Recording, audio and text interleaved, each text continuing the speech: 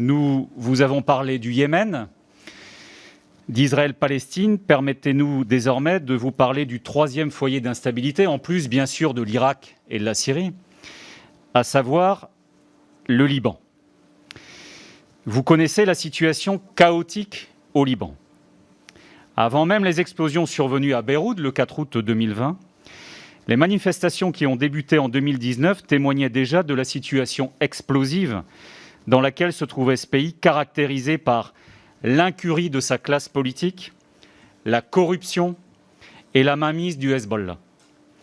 Le PIB libanais s'est en effet massivement contracté en 2020, sous l'effet conjoint de la crise sanitaire et plus encore d'une crise économique, financière et bancaire systémique qui traduit la fin d'un modèle économique basé sur l'attraction des capitaux, la rente et la stabilité de la livre. Mais cette crise a été aggravée par les destructions causées par les explosions au port de Beyrouth, je le disais, le 4 août 2020. À ce titre, nous avons des pensées émues pour les victimes, leurs familles et les milliers de blessés. Nous souhaitons que la vérité puisse se manifester ces prochains mois concernant les causes et les responsabilités de ces explosions révélatrices de l'effondrement du Liban. Depuis, la situation empire. La livre a perdu 100% de sa valeur en moins de 2 ans. 50% de la population vit en dessous du seuil de pauvreté. Les secteurs de la santé et de l'éducation sont menacés. Ajoutons que l'accès aux services publics, notamment la fourniture d'eau et d'électricité, est devenu quasiment impossible dans l'ensemble du pays. La situation est telle que de plus en plus de Libanais, et l'UNICEF l'a redit ces derniers jours, ne parviennent plus à se nourrir, y compris parmi les forces armées libanaises et les forces de sécurité intérieure. La France a répondu présente dès le début de la crise en août 2020. Par l'organisation de conférences des donateurs dès le 9 août, qui avait rassemblé une aide de plus de 205 millions d'euros. Une seconde conférence internationale a été ouverte en décembre dernier, conformément à l'engagement du président de la République en septembre pour fournir une aide d'urgence au pays. Mais les autres aides financières, notamment celle de la conférence CEDRE à Paris, et celle de la conférence Rome II en 2018, était conditionnée à la formation d'un gouvernement et à la mise en œuvre de réformes structurelles dans le pays.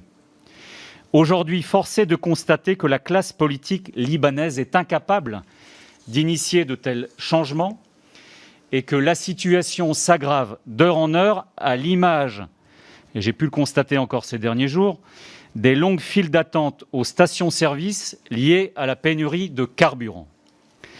La gravité de la situation est telle que certains observateurs n'hésitent pas à estimer que le Liban est aujourd'hui un État failli.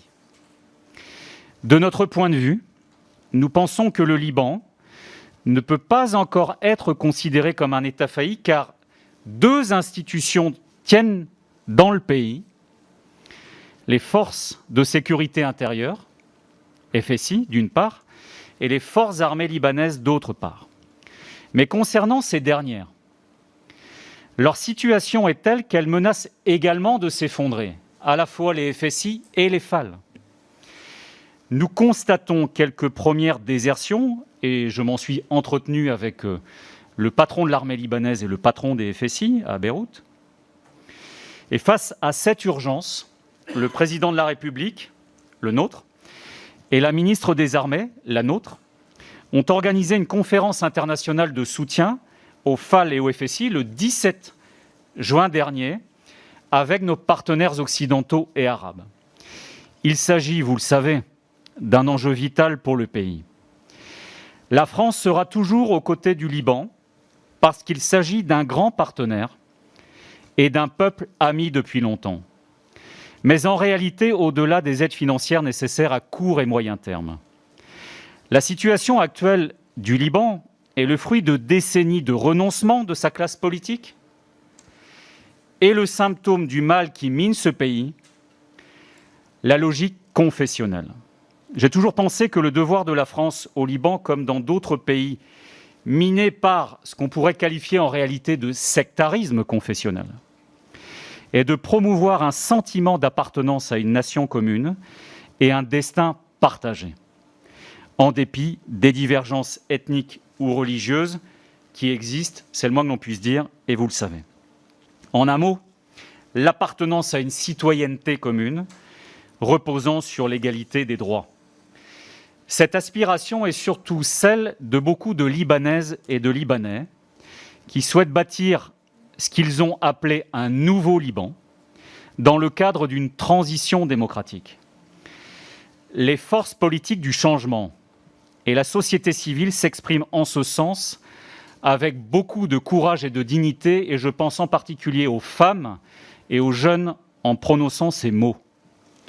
À ce titre, nous encourageons le gouvernement français, les partenaires de la France et les Nations Unies à garantir la tenue des élections législatives, municipales et présidentielles en 2022 pour permettre au peuple libanais de s'exprimer librement. Enfin, et nous insistons sur ce point, nous recommandons l'installation urgente à Beyrouth d'une task force internationale sous l'égide des Nations Unies et de la Banque mondiale afin d'amplifier les actions humanitaires, alimentation, médicaments, soins, écoles, etc. et aussi d'amplifier les actions en matière de développement. Je pense en particulier à l'accès à l'eau et à la production et à la distribution d'électricité.